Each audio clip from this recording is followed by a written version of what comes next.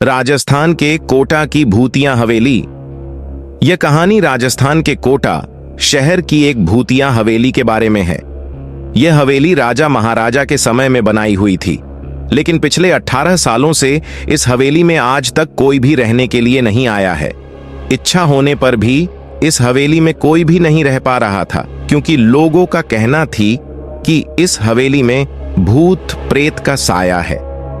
जब अजीत सिंह को इस हवेली के बारे में पता चला तो उसने तय किया कि वो इस रहस्य को जानकर ही रहेगा, क्यों लोग इस हवेली में नहीं रह पा रहे हैं। उसने मजबूत इच्छा शक्ति से हवेली में रहने की पूरी तैयारी कर ली। जब उसने हवेली के अंदर जाने के लिए पैर आगे बढ़ाए तो दरवाजे पे किसी अनजान व्यक्ति ने उसे रोक लिया और नजदीक जाके बोले, कौन हो आप और किधर जा रहे हो?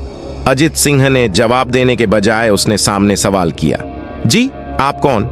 मेरा नाम अर्जुन सिंह है और मैं यही पास में ही रहता हूँ। अजीत सिंह ने कहा, ओह अच्छा, मैंने सुना है कि यह एक भूतिया हवेली है और यहाँ कोई नहीं आ पाता है, इसलिए मैं इस हवेली में एक दिन रुकने का फैसला किया है। अर्जुन सिंह ने कहा, जी हाँ, आपने सही सुना है और आप भी अंदर मत जाइए। मेरी माँ ने तो आप भी वापस लौट जाइए, यहाँ बहुत खतरा है।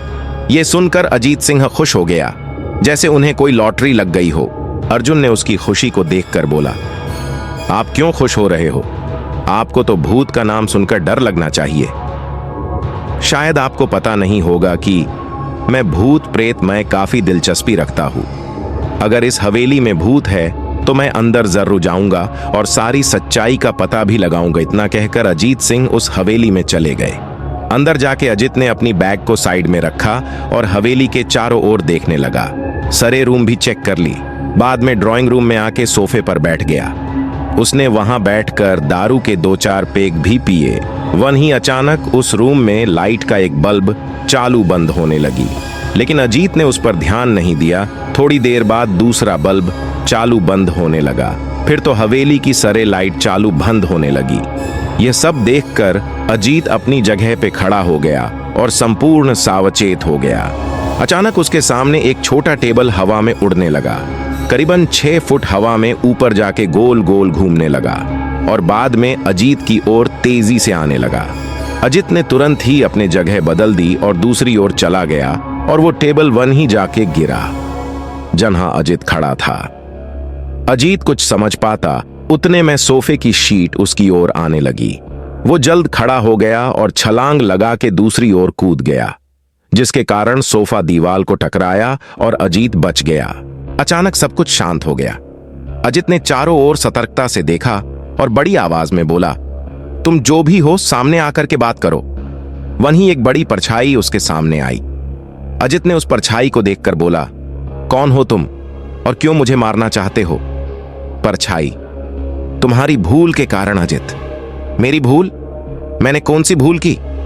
परछाई, इस हवेली में आने की भूल। मैं किसी को भी इस हवेली में खुश नहीं देख सकता। अजीत, लेकिन क्यों? वो परछाई ने जवाब दिया, आज से 18 साल पहले इस हवेली के मालिक ने मुझे यहीं पे ही मार डाला था। मेरी कोई गलती भी नहीं थी। इस कारण की वजह से मेरी आत्मा इस हवेली में भटकती रहती है। मैं किसी को भी इस हवेली में नहीं रहने दूंगा, क्योंकि इस हवेली में मेरा खून हुआ था। इस हवेली में जो भी रहने के लिए आएगा उसकी मौत होगी। अजीत ने कहा, मैं तुम्हें अपने असली रूप में देखना चाहता हूं। तुम्हें मारने से पहले मैं तेरी यह इच्छा अवश्य पूरी करूंगा। और उस परछाई ने एक भयानक दरमियाना रूप ले लिया। उसका चेहरा इतना भयानक था कि अजीत भी एक क्षण के लिए डर गया था, लेकिन दूसरी ही क्षण में उसने अपने आप पर काबू पा लिया। बाद में इसने अपनी जेब में से सफेद पाउडर निकाला और उस भूत के पर फेंक दिया। भूत के पर पाउडर पड़ते ही वो जलने लग गया। बड़ी बड़ी ज्वालाएं उठने लगी। वो बहुत जोर जोर से चिल्लाने लगा और बाद में पूरी तरह से जल गया। उसके बाद अजीत ने चैन से सांस लिया और वहीं पर सो गया। दूसरे दिन सुबह जब अजीत को सही सलामत हवेली से बाहर आते देख अर्जुन को आश्चर्य हुआ। अर्जुन ने अजीत से पूछा, तुम कैसे जिंदा हो? जब अजीत ने अर्जुन को कल रात को घटी घटना को परी तरह से बताया और बोला, अब यह हवेली भूतिया हवेली नहीं रही।